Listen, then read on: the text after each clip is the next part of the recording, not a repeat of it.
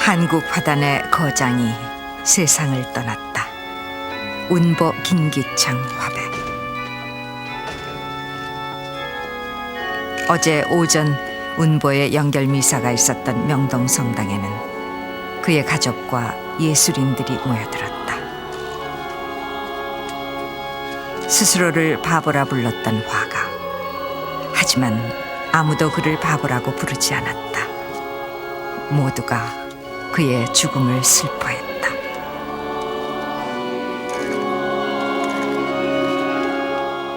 미술뿐 아니라 전 예술, 이게 저도 거봉이지, 말하자면 큰 몽울이고 또 긴 강이야. 그렇게 오랜 동안 많은 일을 할 수가 없잖아요. 모든 장르를 넘나들고 끊임없는 실험을 거듭했던 운보. 그는 자신의 그림 속에 전통과 현대, 동양과 서양을 모두 아울렀다.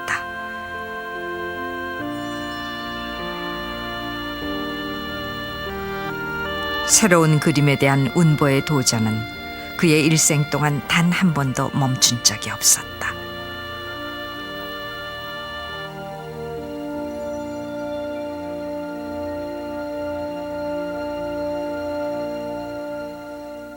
운보 선생이 보여줬던 다양한 어떤 실험, 그런 형식의 굴레를 벗어나는 아주 그 자유분방한 어떤 의식의 어떤 펼침이 오히려 그 많은 다른 사람보다도 훨씬 뛰어나게 이 한국 화단의 어떤 새로운 어떤 그 가능성과 비전을 제시했다는 그런 측면에서 이분의 어떤 위상이 한국 화단에서 특히 그런 영향면에서 가장 돋보인다고 볼 수 있죠.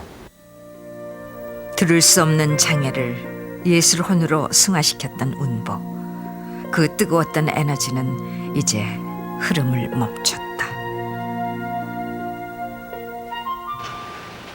88 생을 마치고 그렇게 운보는 떠나갔다. 그리고 그가 빚었던 삶과 예술은 이제 운보의 그림 위에서 숨쉬고 있다.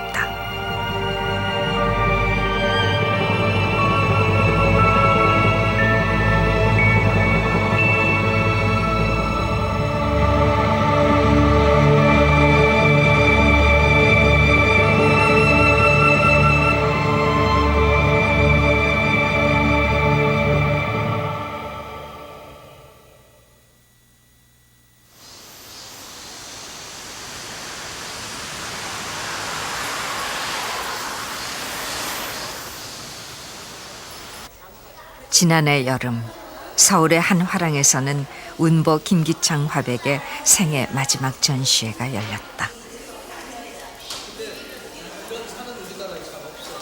88 미술을 앞둔 운보의 개인전. 초기작부터 최근작까지 운보의 다양한 그림 세계를 엿볼 수 있는 작품 88점이 관람객들을 맞이했다.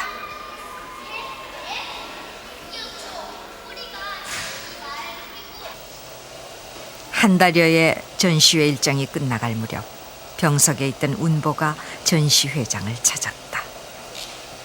빨간 양말에 흰 고무신. 그의 패션엔 변함이 없었지만 우람했던 거구는 찾아볼 수 없었다.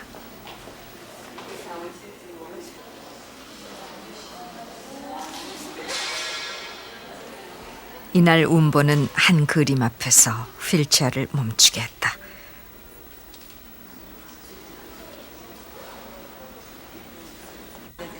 (66년) 만에 다시 만난 자신의 그림. 그 앞에서 노 화가는 오래도록 시선을 떼지 못했다. 이 작품 정청은 이번 전시회에서 처음으로 원본이 공개됐다. 운보에게 그림을 보여주고 싶다는 일본인 소장자의 배려로 이번 전시회에 나올 수 있었다. 운보의 초기 대표작 가운데 하나인 정청. 이 그림은 머리카락 한 올부터 사물의 질감과 무늬에 이르기까지 세밀하고 섬세한 묘사로 꽉 짜여진 작품이다. 운보는 이 세밀한 붓질로 2명의 여인을 그려냈다. 여동생 기옥과 또 한 명의 여인, 운보의 첫사랑 소재였다. 듣지 못하는 농아소년 운보에게 처음으로 마음을 준 여인. 결핵으로 18 짧은 생을 마감한 소재를 운보는 그림 속에 묻었다. 소재를 묻은 그림에선 소리가 흐른다. 한 번도 목소리를 들어보지 못했다는 안타까움은 소리에 대한 그리움으로 나타났다.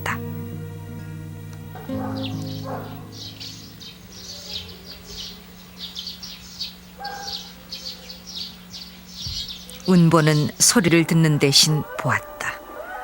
좋아하는 비디오를 볼 때도 화면으로 보이는 움직임 속에서 운보는 소리를 읽었다. 어떤 자극에도 반응하지 않는 귀 때문이었다.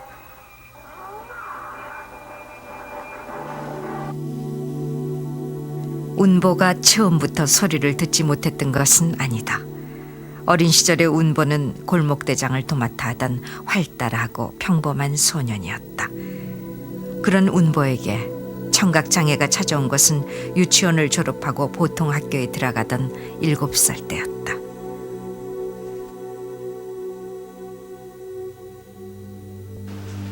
집 근처 승동 보통학교에 입학한 운보는 입학식 다음 날부터 고열에 시달렸다. 장티푸스였다.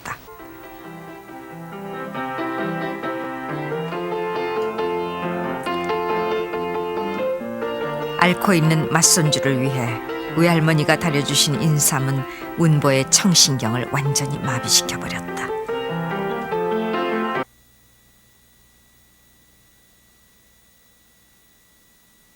영원한 침묵 속에 갇혀버린 소년. 운보는 소리를 잃어버렸다.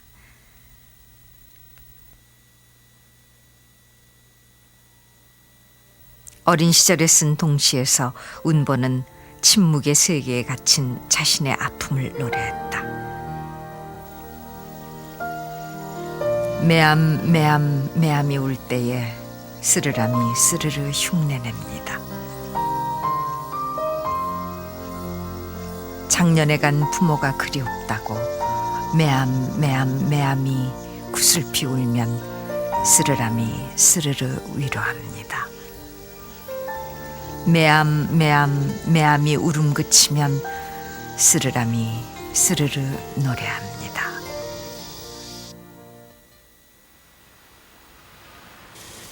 어린 시절 운보가 살았던 집은 종로구 운리동에 위치해 있었다. 집 근처 도나문에서 수문장 교대식의 나팔소리가 울리고 저녁이면 단성사의 북소리 꽹가리 소리가 들려오는 곳이었다. 7살 때 청력을 잃은 운보의 기억 속에는 그 시절 들었던 소리들만이 남았다.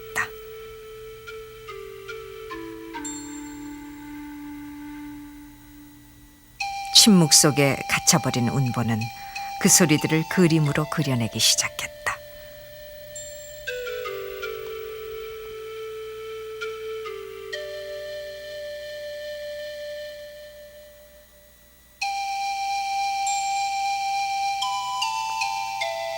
운보의 많은 작품 속에는 어린 시절 집 근처에서 들려오던 소리들이 자주 등장한다. 잃어버린 소리에 대한 그리움이 묻어난다.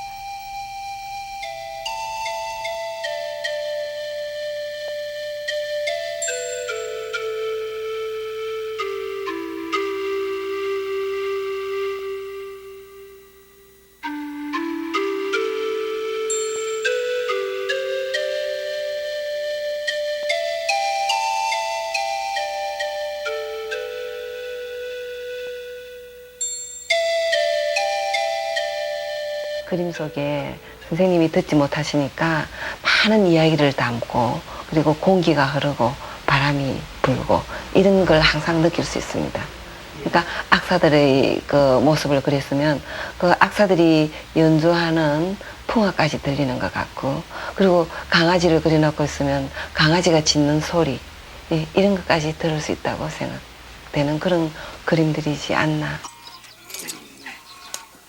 운보는 집안에 많은 동물들을 길렀다. 아침마다 동물과 대화하는 것이 운보의 일과였다. 그리고 동물을 벗삼아 작품 활동을 했다.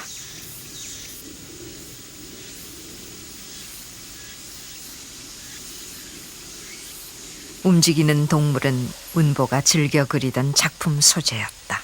듣지 못하는 사람의 세계는요, 너무나 조용해요. 또 나로 말하면 평생 아주 조용한 세상에서 나오기 때문에 통둥동이라는 말을 있는 것처럼 뭐가 움직이는 게 있기를 바라고, 또 가끔 듣지를 못하고 답답한 게 많이 생겨서 뭐가 좀 움직여서 소리를 질러보고 싶기도 하고, 하여튼요 정신적이나 행동적이나 뭐 움직이나 해보고 싶어는 왜 여기 자꾸 생겨요. 움직임을 표현해낼 대상. 운보에게 그것은 닭이나 부엉이, 말 같은 동물들이었다.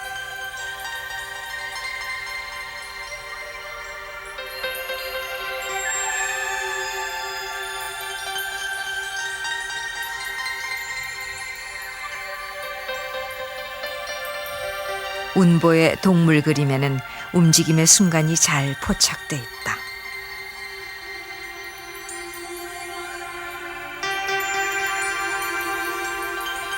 운보는 듣지 못하는 자의 답답함과 울분을 격정적인 움직임으로 표현하기도 했다.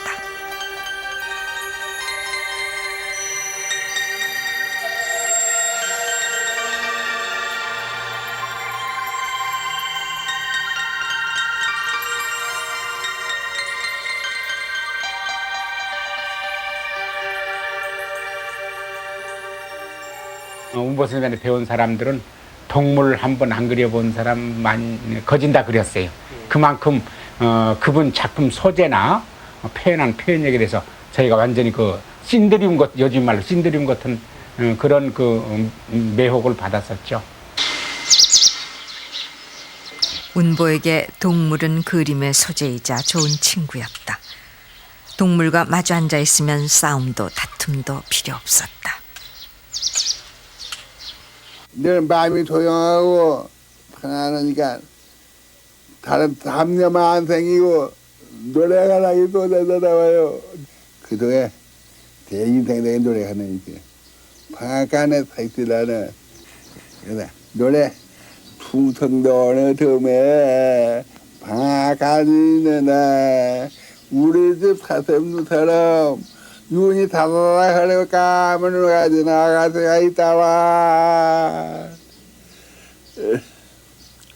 어제도 오늘도 가면서 방앗간을 기분이 들여다보고 까만 누나가 나가서가 있는가 없는가 바라볼 때마다 까만 누나가 나가서가 있으면 가슴이 설레어 왔는데 어느 날 언제나 마찬가지로 방앗간을 기운이 들여다봤더니 아가씨의 모습이 보이질 않아서 그 집 할아버지 보고 이 집 아가씨 어디 가느냐고 물어봤더니 서울로 시집 갔다고 해서 그 자리에서 내 몸이 와르르 부서져 버렸다오.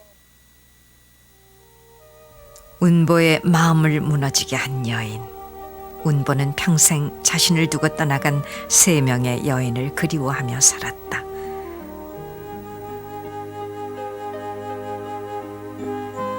그 중에 한 사람이 바로 어머니였다.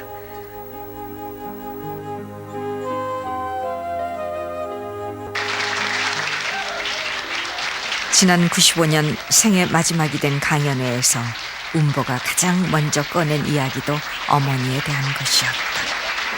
50년대 사형은 정말 숨어도 가끔마다 가고 하나를 막고 밤낮 얻어 말고 말도 못하고 어머니가 밤낮 눈물 흘리고 그러나 사고 해도 어디 누구가 올라가려고 그러서 이런 이야기를 가지고 이러는 거 어머니의 인내가 살아있냐 어머니의 사랑 난 세상에 어머니의 사랑 제일 소중히 생각합니다. 어머니의 사랑이 없다 몰라 내가 이 자리에 이런 이야기를 가지고 없어요. 기회도 없고요. 어머니 지금 괜찮아요. 눈물에 오라 나를 이 자리에 오라세요. 우리 이야기 가지고 만들었습니다. 화가의 길을 열어준 것은 어머니였다.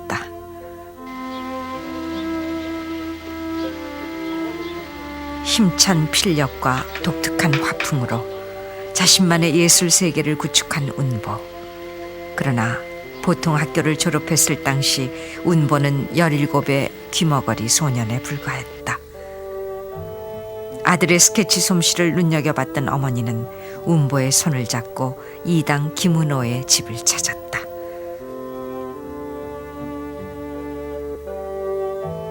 당대 최고 화가였던 이당의 밑에서 운보는 본격적으로 붓을 잡았다.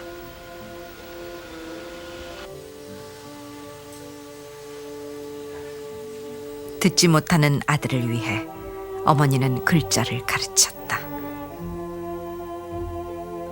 어머니는 연필로 가나다라 이렇게 써서 발음식으로 시작했다. 그러나 나에게 한자의 가자는 좋다는 의미였다. 나에게 한자 가를 사람이 가고 개가 가는 그 가로 이해시키려고 어머니는 밤이나 낮이나 골몰했다. 서투르지만 그림을 그려 보여주셨다. 말은 쉽지만 실제로 어머니의 고생은 말할 수가 없었다.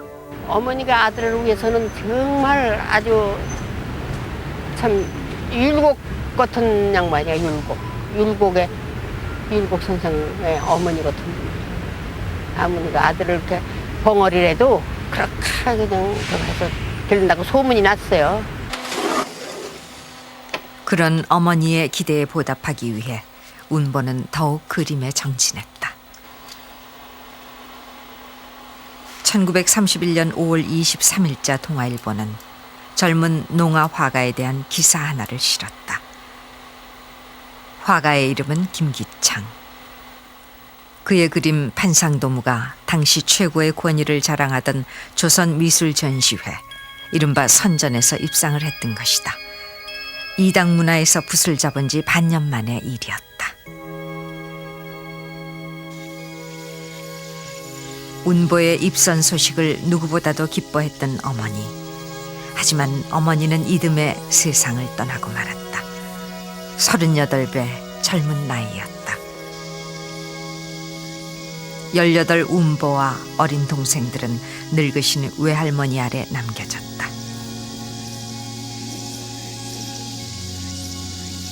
내가 19살 때나 어머니가 돌아가시는 순간은 정말 하루에 깜깜하고 온통 세상이 다 캄캄하고 뭐라고 말할 수가 없어서 야수 같은 울부짖음으로 몸부를 틉니다. 말이 되었다면서 막 통경을 했습니다. 그리고 어머니가 돌아가셔서 산소에도 가서 하루 종일 산소에 가서 앉아있고 나도 뭘 어떻게 해야 좋을지 몰라서 밤낮 어머니 산소에 가서 하루 종일 아무 택도 없이 지내볼 정도였습니다. 그래서 가서 시간이 지나가고 그래서 마음을 좀 다잡고 그래서 그림을 자꾸 엿으면서 그리면서 어머니가 내가 원하시는 훌륭한 사람이 되고 그때부터 열심히 노력해봤습니다. 운보는 그림에 몰두했다. 어머니 생각이 날 때마다 스케치를 하고 붓을 눌렸다. 2년 후인 1934년 할머니 곁에서 얘기 듣는 아이들의 정겨운 풍경을 담은 작품 고담으로 운보는 선전에서 특선을 차지했다. 수상 소식을 들은 후 달려간 어머니 묘소에서 운보는 그리움을 오열로 토해냈다.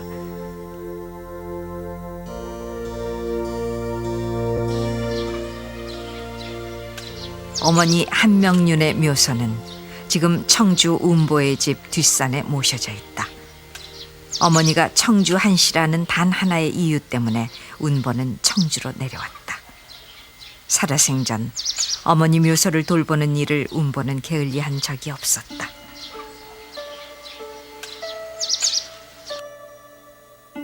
어머니 손에 이끌려 들어선 화가의 길.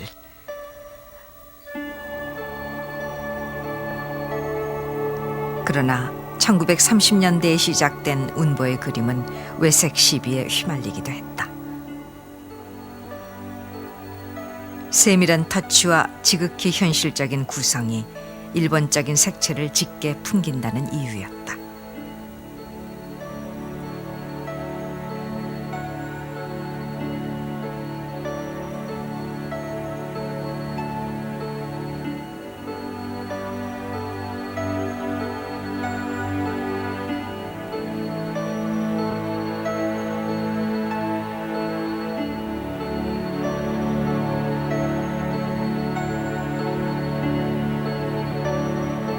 특히 일제강점기 말에 그린 몇몇 사파들은 운보를 친일 논쟁의 한가운데로 몰아넣었다.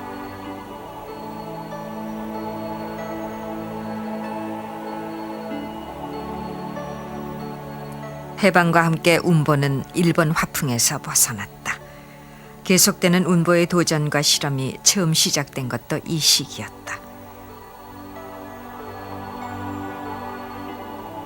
운보가 자신만의 그림 세계를 찾아가는 데에는 한 여성의 도움이 있었다. 우향 박내현, 아내의 힘이었다. 운보가 우향을 처음 만난 것은 43년 초여름의 일이다.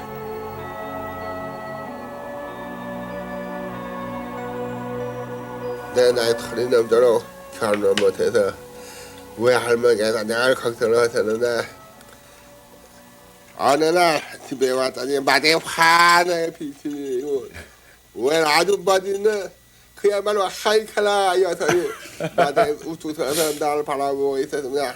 그때 인상은 얼굴이 둥글고 눈이 큼직하고 마음 팍팍해 보이고 그리고 대티컴의 인상의 나무가 하얀 하이를 튀는 맥기는 동아리가 지금도 이길 수가 없습니다. 첫 만남 당시 우향은 일본 유학생 신분이었다. 그녀는 유학 당시 출품한 작품 장으로 선전에서 최고상을 수상한 뒤 운보를 방문한 길이었다.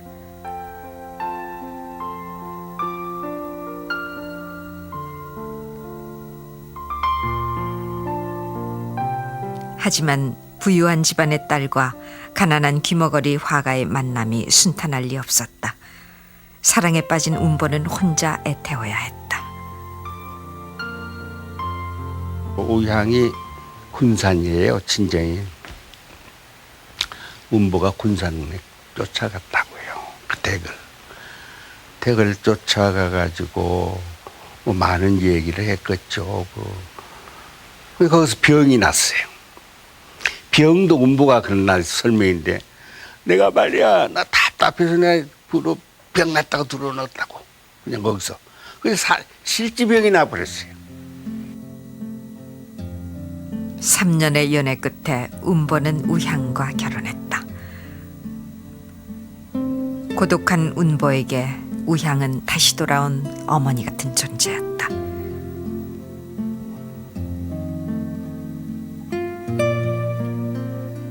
다시 어머님의 사랑이 내게 왔나 봅니다. 나의 넋을 어루만져 조용히 잠들게 하는 그 손길, 그 친절 베푸는 여인이여. 그녀는 천사외다. 내 연인이외다.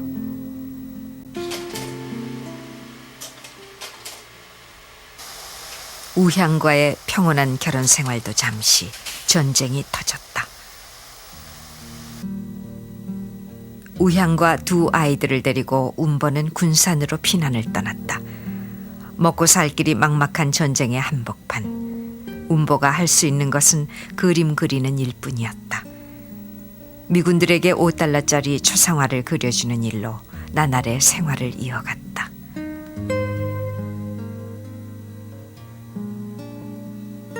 궁핍한 시절이었지만 이 시기 운보는 새로운 그림에 눈을 떴다.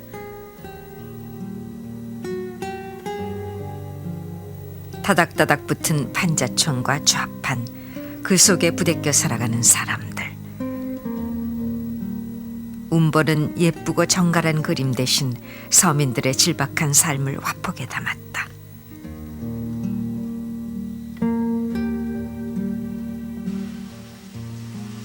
이후 운보는 사람 사는 곳에서 그림의 소재를 발견했다.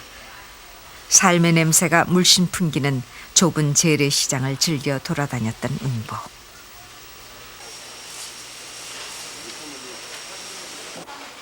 집 근처에서 멀지 않은 허름한 해장국집은 운보의 단골집 중 하나였다. 이런 곳에서 만나게 되는 이웃들의 삶 속에서 운보는 가장 한국적인 소재를 발견하곤 했다. 지금도 각 대학교 미술반에서는 일 봐서 하는 대로 훈계를 내고 있어요. 나는 그거 제일 싫어합니다. 그것은 일반자도 유럽을 훈계내는 거기 때문에 우리는 일반이 유럽을 훈계내는 거야. 우리는 또 일본을 훈계내고 유럽을 훈계내고 이루이루 훈계를 내고 있어요. 그럴 필요 없다. 다 포기하고. 이전까지 운보 그림의 특징이었던 세밀한 묘사와 장식적인 선들은 사라졌다. 땀 흘리고 일하는 이웃의 모습, 경쾌하게 그어진 선과 단면들이 그 자리를 대신했다. 반추상에 가까운 그림들도 이 시기에 등장했다.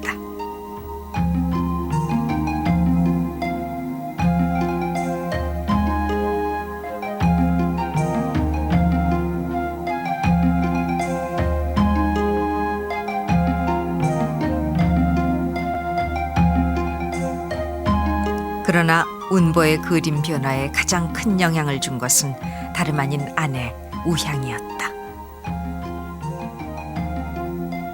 학교 공부도 제대로 마치지 못했던 운보는 우향을 통해서 새로운 미술 사조를 접했다.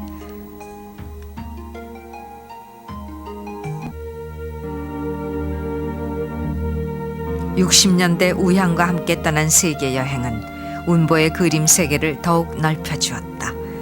미국과 유럽을 돌면서 운보는 서양의 미술 흐름에 눈을 떴다. 베트남전 종군 화가로 참가해 그간 겪어보지 못했던 다양한 경험들도 했다. 이런 경험은 운보의 그림 세계에 큰 변화를 몰고 왔다.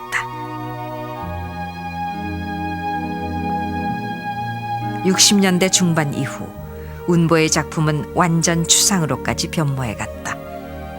그러나 그 속에서 운보가 강조했던 것은 바로 한국적인 미감과 색채였다.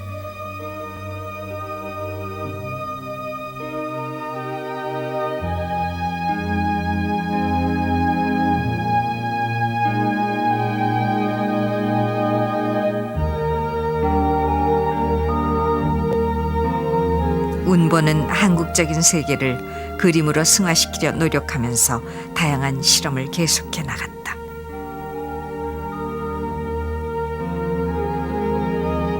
그림 그릴 때의 우향은 운보의 동지였다. 아내일 때의 우향은 좋은 내조자였다. 듣지 못하는 남편에게 아내는 말을 가르쳐 주었다. 어머니이자 아내, 동지이자 경쟁자. 운보는 우향을 이렇게 불렀다. 서로 투구하면서 가르치면서 공부를 해봐야 돼.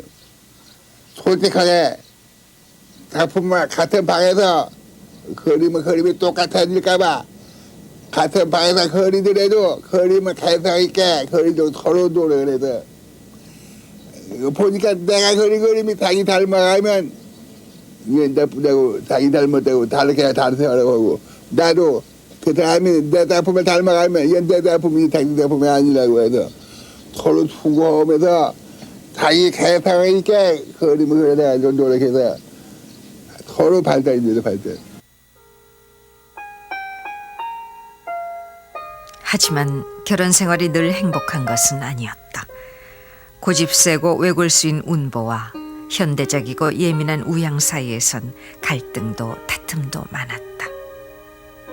우향이 한 번 이제 이당성 댁에 와가지고 이당성 때 안 계셨나 어떻게 했나 그런 얘기를 하더라고요. 울먹울먹하면서 난 못 살겠어. 뭐다. 우향도 나보다 선배거든요. 왜 그러세요? 그러니까 운보가 못한 나도 못 받게 하고 뭣도 방위를 보고 시간을 보고 그리고 박으라는 거예요. 그러니까 오직 우향으로서는 살림을 되맞도는 사람이 시간도 여기다 놓고 싶은데 야단이 나고 잘못 놓으면 방위에 틀렸다는 거죠. 그런 또 한때 그런 방향에 미쳐가지고 굉장히 강하게 굴었어요. 우향이 대단히 그런 때 어려움을 당했죠. 무엇보다 부부로서의 섬세한 의사소통을 할 수 없는 상황이 우향을 괴롭혔다. 처음에 이제 어렸을 때는 고등학교 때인데 어머니가 아버님이랑 굉장히 싸우셔가지고 울고 계시더라고요. 그래서 내가 왜 그렇게 장애자하고 저 살기로 결심하고 결혼을 하셨는데 왜 이렇게 원망 가지고 그거 가지고 싸우시냐 그러니까 네가 이해를 못한다고 여자로서의 가장 큰 슬픔이 그 여보 하면서 부드럽게 한번 불러보는 소리래요. 근데 그걸 못 불러봤대요. 지금까지. 그럼 각오하지 않았냐고 내가 이제 그 얘기를 했는데 아무리 각오했대도 자기는 거기까지 생각을 못했다고 그러더라고요.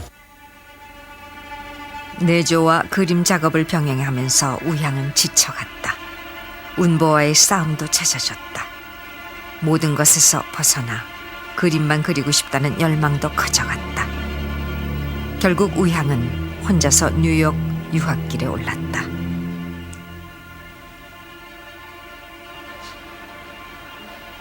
우향이 고국으로 돌아온 건 꼭 7년 만이었다. 그러나 귀국한 우향은 집 대신 병원으로 옮겨졌다. 암이었다.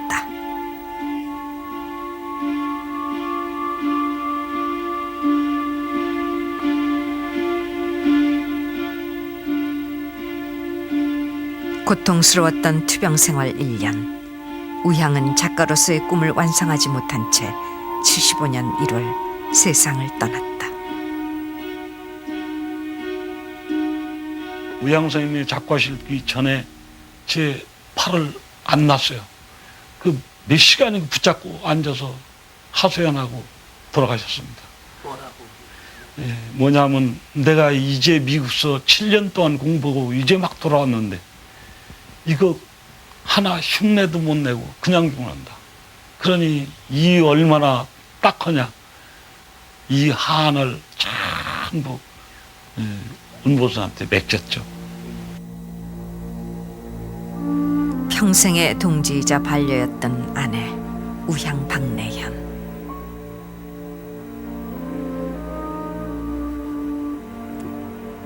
열아홉의 어머니를 잃고 37 전쟁 중에 외할머니를 임종하고 이제 63세 운보는 아내마저 떠나보냈다. 혼자 남겨진 운보는 달라졌다.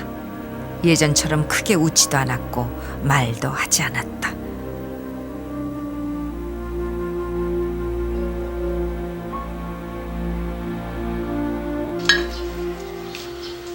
대신 우향을 잃어버린 절망과 슬픔을 작품 활동에 쏟아부었다.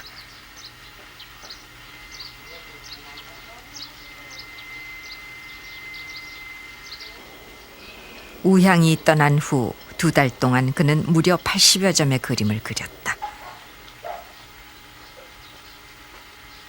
이 작품들을 운보는 바보 그림이라 이름 붙였다.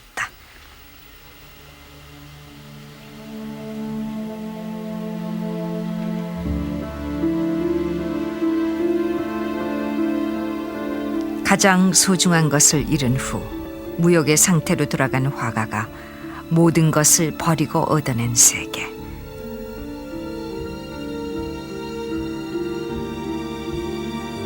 그 속에는 아름답고 추한 것의 경계가 없다.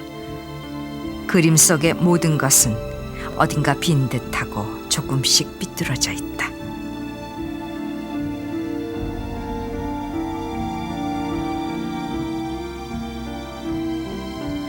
순진하고 가식 없는 자연과 사랑, 그것이 바로 운보가 말하는 바보의 세계다.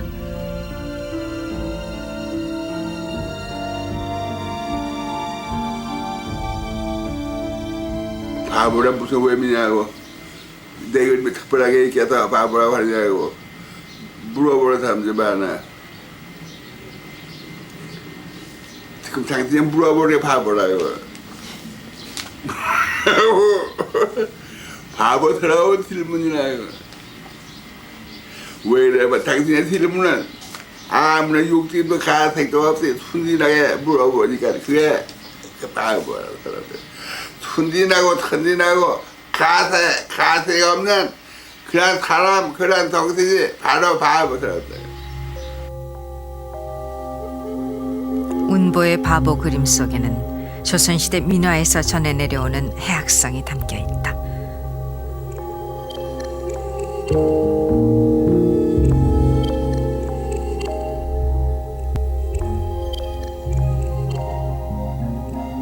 민족의 서민적 미감이 배어있는 민화에서 운보는 한국적인 것에 대한 해답을 찾아냈다.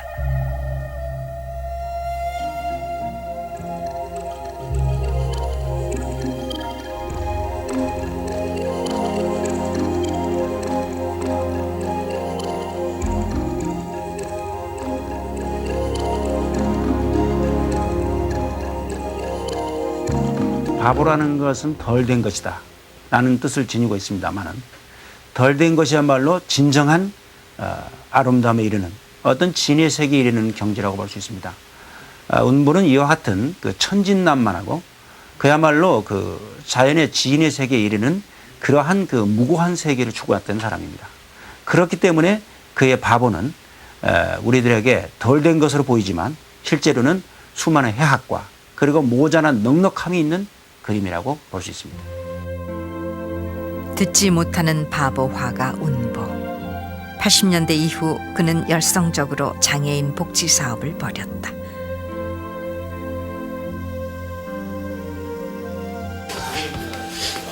청각장애인 복지시설 운보원. 운보가 기금을 모아 마련한 이곳에서는 장애인들에 대한 직업교육이 이루어지고 있다. 운보는 이곳에 자주 들렀다. 귀가 안 들린다는 이유 하나 때문에 자신의 수많은 가능성을 잃어버릴지 모르는 아이들. 그들에게 운보는 힘이 되는 말 한마디라도 해주고 싶었다.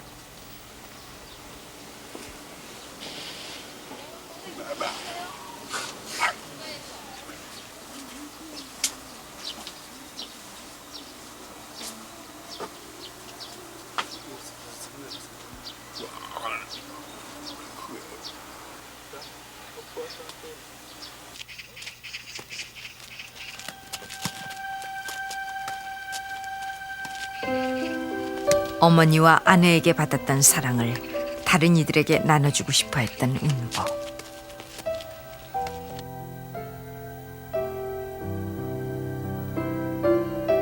장애인 복지 활동을 활발하게 펴나가던 무렵 그의 작품에서는 또 하나의 경향이 나타나기 시작했다. 청록산수였다.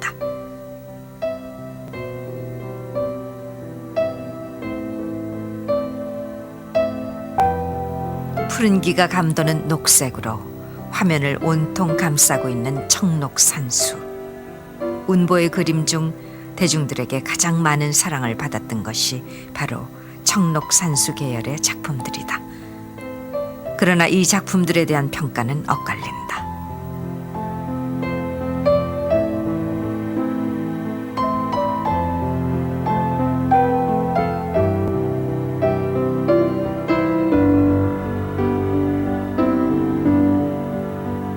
상당히 컬러풀한 그림들이죠. 그 컬러풀한 그림들이고 또 쉽게 모든 사람들이 이해할 수 있는 그런 어떤 소박한 풍속적인 내용들입니다. 누구든지 일반 사람들이 좋아할 수 있는 그런 내용들이죠. 그것은 일반인이 좋아할 수 있는 어떤 기호에 맞춘 그림이지 자기 어떤 독창적인 어떤 장안의 어떤 작업이라고는 볼 수 없다는 얘기죠.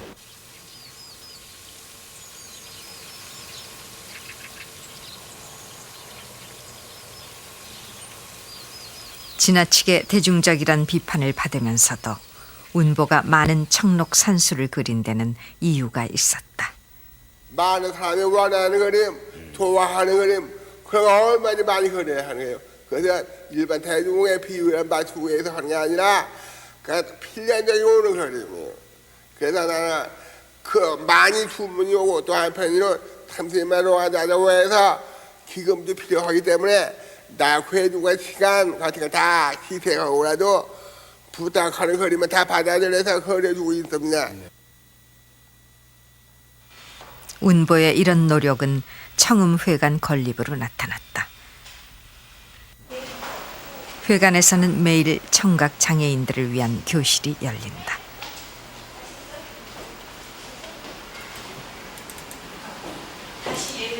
병원 선생님입니다. 어린 운보가 어머니에게 글을 배웠듯이 이곳의 장애인들도 한자 한자 글자들을 배워가고 있다.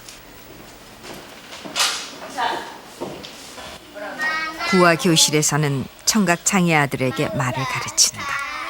와, 수박이 시원하고 너무 맛있다. 바람. 여기는 아이들은 입모양과 숨결만으로 말을 익힌다.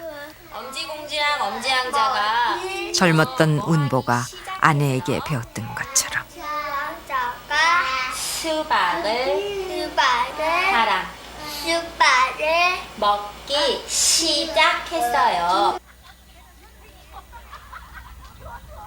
청주에 자리한 운보의 집은 모두에게 열린 공간이었다. 휴일이면 많은 장애인들이 운보를 찾아왔다. 그들에게 운보는 단순한 화가가 아니라 삶의 지표 같은 존재였다.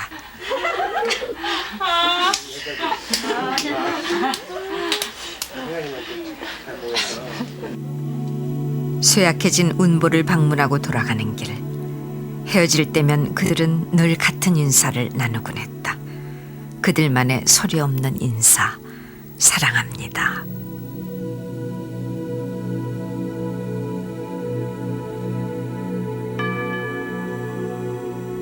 운보는 85년 천주교에 귀의했다.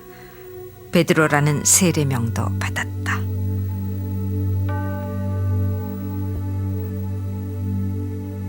일요일이면 운보는 성당에 나가 기도드리는 것을 잊지 않았다.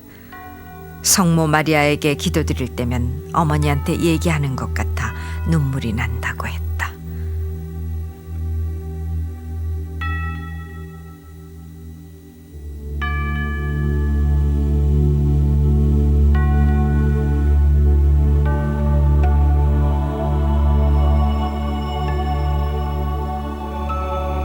운보는 피난 시절 무려 2년에 걸쳐 30여 점의 성화도를 남기기도 했었다.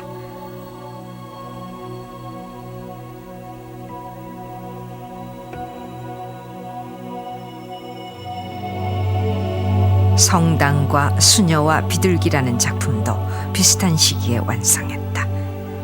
우향이 막내딸을 임신했을 때 운보가 꿈을 꾸고 그렸다는 그림이다. 운보의 꿈속, 그림 속 수녀처럼 막내딸 영은 수녀가 됐다.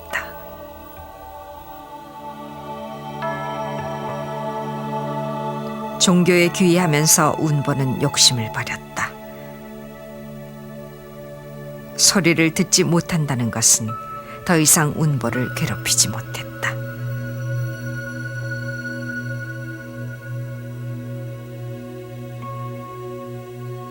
아따 친구가 나한테 이런 말 하는 있어요. 나하고 자기 후회하고 바꾸자고. 왜? 그랬더니요. 너 한번 티끌 와서 할 수가 없다고. 당신 후회가 뭐하게 부러워서 그렇다고. 너 싫다고 그랬어요. 네. 사실 솔직히 말하면 나 후회 먹은 것은 하나님께 늘 감사하다고 생각할 정도인데 어떻게 바꾸느냐고 그랬습니다. 네.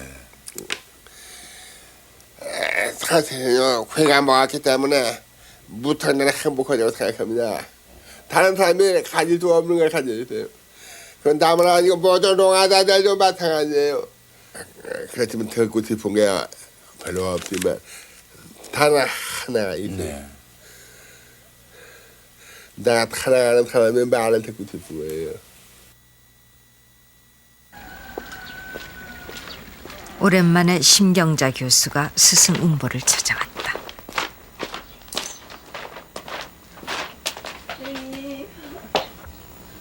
혼자서는 거동조차 할 수 없었던 말년의 운보. 하지만 자신을 찾아온 제자 앞에서 이 노화가가 토해낸 것은 그림에 대한 열망이었다.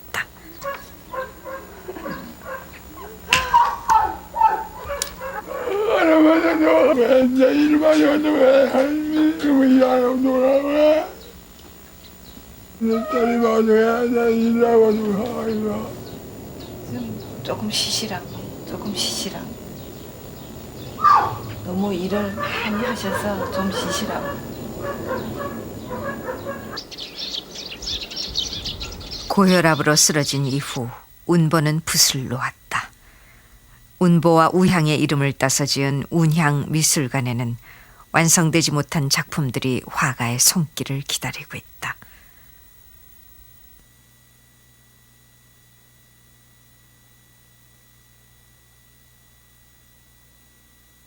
쓰러지기 전 운보가 마지막으로 도전했던 것은 걸레 그림이었다.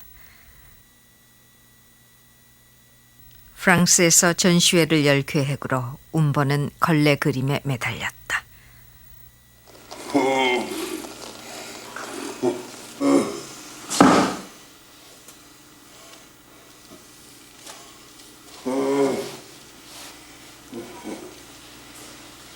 대한민국 도구만 나라에서 옥땡땡 하는 것보다 이와 이만 좀 더 넓은 세상으로 뛰어가고 싶은 마음이 더욱 커져서 우선 작품을 많이 그려서 짊어지고 불란서하고 미국이고 큰 나라로 가서 한번 멋지게 모든 사람한테 나의 과거의 예술을 한번 보여주고 싶은 게 나의 꿈이야. 나의 꿈이는 그거 하나밖에 없어. 우선 그러자면 좋은 작품을 많이 사야 하기 때문에 2,000원, 3,000원짜리 통풍도 1,000개나 만들고 걸레 그림이라 해도 나오고 별 그림 다 쏟아 나와서 요즘 즐거워서 밥도 안 먹고 지내지.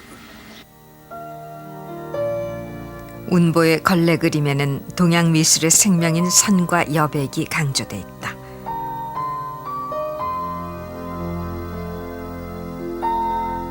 운보는 붓으로 표현할 수 없는 선의 세계를 걸레에서 찾아냈다.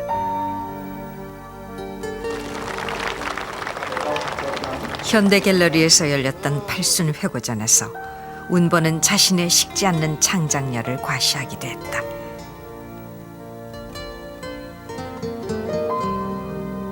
여러분 나 사슴이가 봐주래가 너무 억울해요. 내 마음은 참습니다. 늙은 영가 빨리 지나가고 하는 것은 늦게 와서 아주 싫습니다. 저는 30년 젊은 일을 다 해주시면 감사하겠습니다.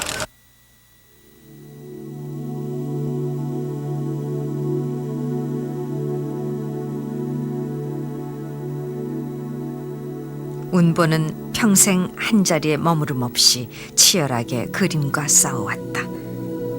그의 다양한 작품 세계는 그 치열함의 결과물이었다. 여러 가지 그림을 다 힘차게 잘 그리는 동시에 중간에는 한때 이제 추상, 반추상으로 나가다가 완전 추상까지 했다가 그 되면은 바보산순이 또 청록산순이 이걸로서 이제 했다는 이것이 다른 작가는 일생 동안에 그렇게 많은 변화가 있을 수가 없죠. 못했고.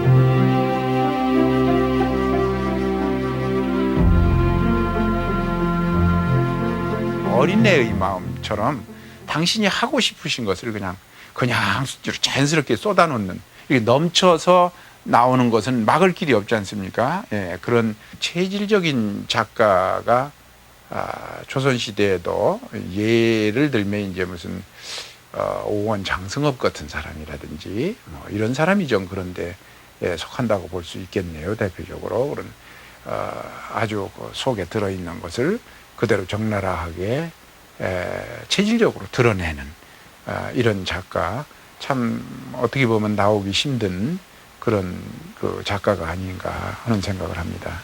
운보 김기창 화백의 그림입니다. 대한생명 측은 모두 142점의 그림을 살아생전 8천여 점의 작품을 그렸던 화가.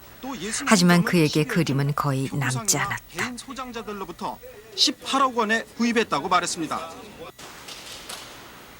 젊은 시절엔 생계를 위해 그림을 팔았고 노년에는 장애인들을 위해 작품을 내놓았다. 병마로 쓰러진 후에도 이런저런 경로로 화가의 품을 떠나가 버린 그림들.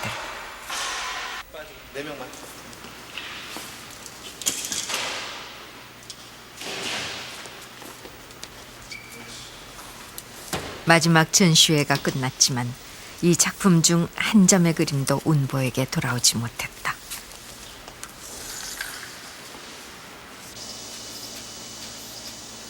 전시회가 끝나고 운보는 청주집으로 돌아왔다.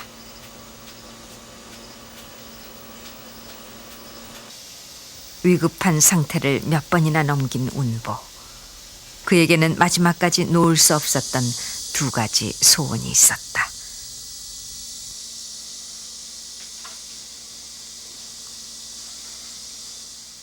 지난 7월 소원 작품전을 끝낸 뒤 청주집에 내려와 지난 겨울 운보의 소원 중 하나가 이루어졌다. 그러나 북한에서 고은 화가로 활동하고 있는 동생 71살 김한 씨가 상봉자 명단에 포함됐다는 소식을 듣자 저녁을 찾아 어쩔 줄 몰라 합니다. 깊어요 많이? 눈물 나요. 한국 전쟁 당시 헤어진 동생 김한도 북한에서 화가가 돼 있었다. 운보는 김한이 보내온 그림 홍매를 병실에 걸어두고 동생을 기다렸다.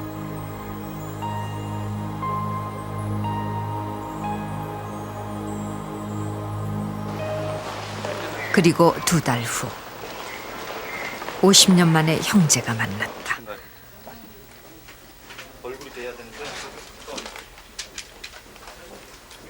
병실에 누운 채 거동도 못하는 형과 어느새 백발이 성성해진 동생. 병세가 악화돼 목소리조차 낼 수 없던 운보는 동생의 이름도 불러보지 못했다. 만져보세요 얼굴 한 번만. 마지막 봤어. 자 그만하세요. 이리 와보자 빨리.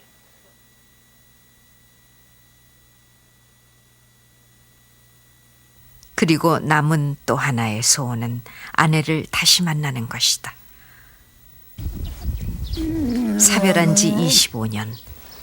혼자 남은 운보는 마지막 순간까지 아내를 잊지 못했다. 생애 마지막 인터뷰에서도 알아들을 수 없는 소리로 운보는 아내에 대한 그리움을 얘기했다.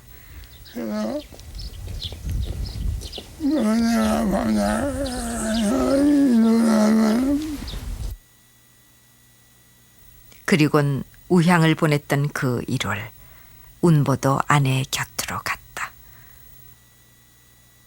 쓰러지기 전까지 단 한 번도 붓을 놓지 않았던 화가. 하지만 이제 운보는 영원히 붓을 들지 못한다. 침묵 속에서, 그림 속에서 88 생을 살다 간 운보. 청주집 뒷산에 운보를 묻던 날, 어제 눈이 내렸다. 선생님 오세요. 예, 좋습니다.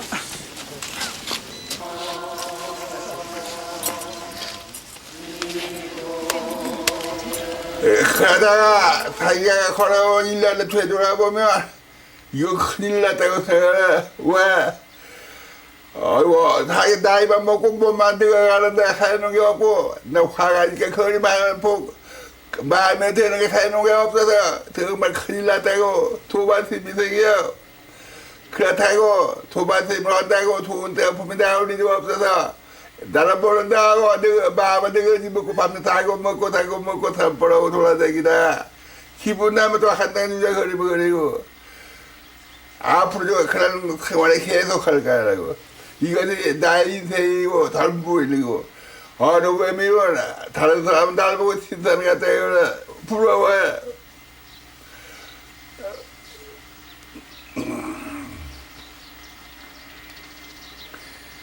나에는 내일이고 오늘이고 없어. 너무 시간이 후딱후딱 흘러가서 심산여공에 있는 포포 두 사람 눈 감는데 그 사이에 물이 확 흘러들어요.